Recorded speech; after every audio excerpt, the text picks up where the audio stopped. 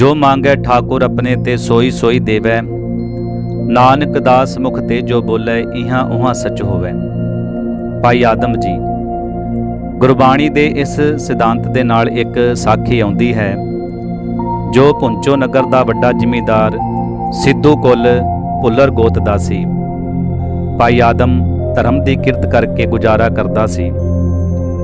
ਉੱਤਮ ਖੇਤੀ, ਮੱਧਮ ਵਪਾਰ, ਲੌਕਿਕ ਪ੍ਰਮਾਣ ਅਨੁਸਾਰ ਖੇਤੀ ਨੂੰ ਉੱਤਮ ਸਮਝ ਕੇ ਵਾਹੀ ਦਾ ਕੰਮ ਕਰਦਾ ਸੀ।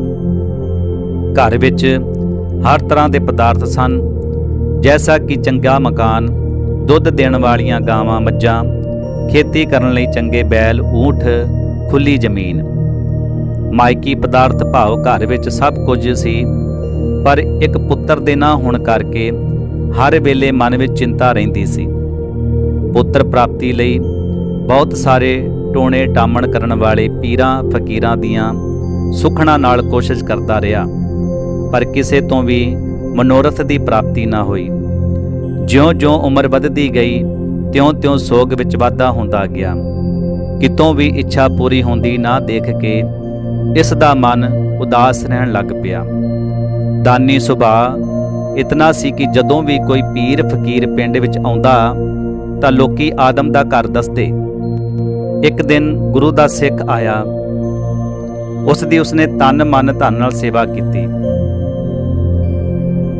ਇਸ ਦੇ ਉਦਾਸ ਚਿਹਰੇ ਦੀ ਪੱਟੀ ਪੜ ਕੇ ਉਸ ਸਿੱਖ ਨੇ ਭਾਈ ਆਦਮ ਜੀ ਤੋਂ ਉਸ ਦੀ ਉਦਾਸੀ ਦਾ ਕਾਰਨ ਪੁੱਛਿਆ ਤਾਂ ਫੁੱਟ-ਫੁੱਟ ਰੋਣ ਲੱਗਾ ਅਤੇ ਆਪਣੇ ਹਿਰਦੇ ਦਾ ਪੁੱਤਰ ਦੇ ਨਾ ਹੋਣ ਦਾ ਦੁੱਖ ਬਿਆਨ ਕੀਤਾ, ਜਿਸ ਨੂੰ ਸੁਣ ਕੇ ਉਸ ਸਿੱਖ ਨੇ ਗੁਰਮਤਿ ਦਾ ਸਹੀ ਰਸਤਾ ਦੱਸਿਆ, ਜਿਸ ਰਸਤੇ ਚੱਲ ਕੇ ਪੁੱਤਰ ਦੀ ਪ੍ਰਾਪਤੀ ਦੇ ਨਾਲ-ਨਾਲ ਮਨੁੱਖਾ ਜਨਮ ਵੀ ਸਫਲ ਹੋਵੇ।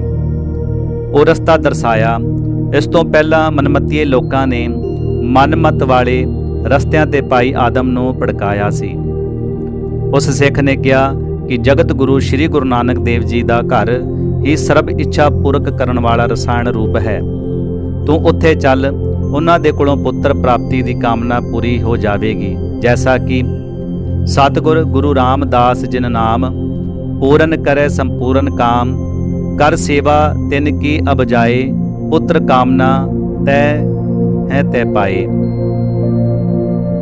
ਇਹ ਸੁਣ ਕੇ ਭਾਈ ਆਦਮ ਨੇ ਆਪਣੀ ਬਿਰਧ ਅਵਸਥਾ ਵੱਲ ਝੁਰਦਿਆਂ ਦੇਖਿਆ ਕਿ ਸੁੱਕੇ ਬਿਰਖ ਨੂੰ ਫਲ ਨਹੀਂ ਲੱਗਿਆ ਕਰਦੇ।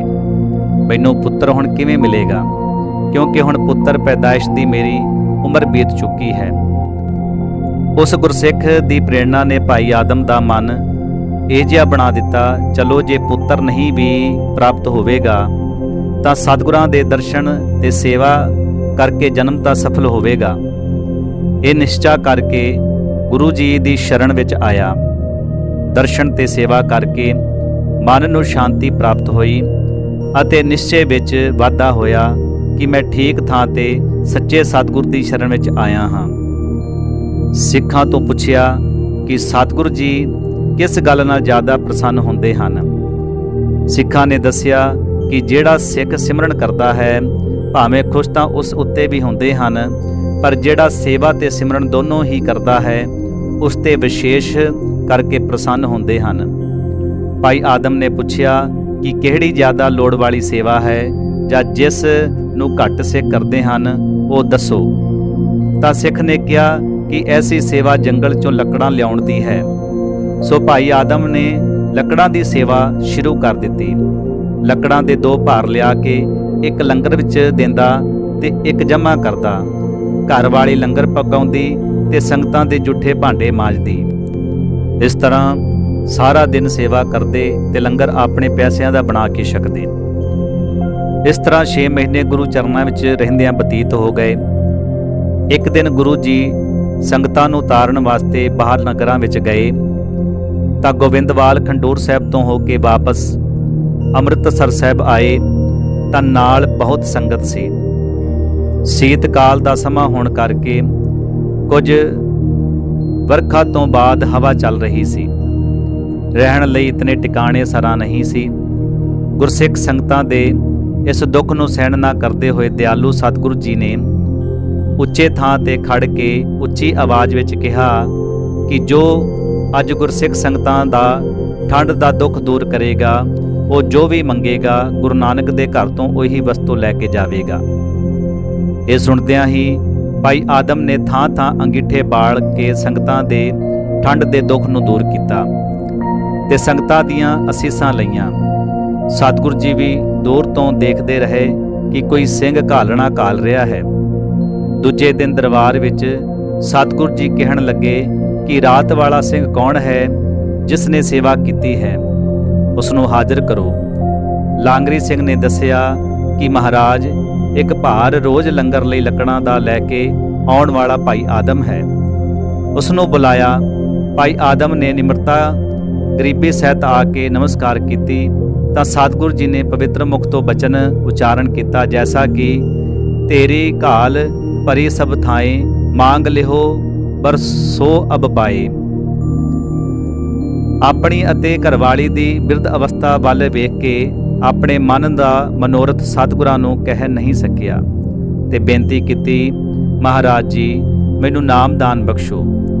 ਸਤਿਗੁਰ ਨੇ ਕਿਹਾ, ਤੂੰ ਜਦੋਂ ਘਰ ਤੋਂ ਚੱਲਿਆ ਸੀ ਤਾਂ ਤੇਰਾ ਮਨੋਰਥ ਹੋਰ ਸੀ, ਇਸ ਲਈ ਤੂੰ ਜਿਸ ਮਨੋਰਥ ਨੂੰ ਮਨ ਵਿੱਚ ਰੱਖ ਕੇ ਗੁਰੂ ਦਰਬਾਰ ਦੀ ਘਾਲਣਾ ਘਾਲੀ ਹੈ, ਉਹੀ ਕੁਝ ਮੰਗਣਾ ਕਰ। ਇਹ ਕਹਿ ਕੇ ਫਿਰ ਸਤਿਗੁਰੂ ਕਹਿਣ ਲੱਗੇ, ਤੂੰ ਕੱਲ ਨੂੰ ਆ ਕੇ ਮੰਗ ਲਵੀਂ। ਜਾਂਚੋ ਜਾਏ ਨਾ ਤੋਹੇ ਤੇ, ਪੁਨ ਆਵਹੋ ਫੁਨ ਸਾਰ, ਸੇਵਾ ਤੇਰੀ ਸਫਲ ਹੋਏ ਬਾਂਝ ਲੈ ਕਰਤਾਰ। ਜਦੋਂ ਘਰ ਆਇਆ ਤਾਂ ਸੁਪਤਨੀ ਪੁੱਛਣ ਲੱਗੀ ਕਿ ਸਤਿਗੁਰਾਂ ਤੋਂ ਪੁੱਤਰ ਦਾ ਵਰ ਮੰਗ ਲਿਆ ਜਾਂ ਨਹੀਂ। ਤਾਂ ਭਾਈ ਸਾਹਿਬ ਕਹਿਣ ਲੱਗੇ ਕਿ ਆਪਣੀ ਦੋਵਾਂ ਦੀ ਬਿਰਧ ਅਵਸਥਾ, ਕਮਜ਼ੋਰ ਸਰੀਰ ਤੇ ਚਿੱਟੇ ਕੇਸ ਵੇਖ ਕੇ ਮੈਨੂੰ ਪੁੱਤਰ ਮੰਗਦਿਆਂ ਸ਼ਰਮ ਆਈ ਤੇ ਮੈਂ ਨਹੀਂ ਮੰਗ ਸਕਿਆ। ਤਾਂ ਘਰ ਵਾਲੀ ਨੇ ਬਹੁਤ ਅਫਸੋਸ ਕੀਤਾ ਤੇ ਰੋਣ ਲੱਗ ਪਈ ਕਿ ਮਸਾਂ ਸਮਾਂ ਹੱਥ ਆਇਆ ਸੀ ਪਰ ਫਿਰ ਹੱਥੋਂ ਨਿਕਲ ਗਿਆ।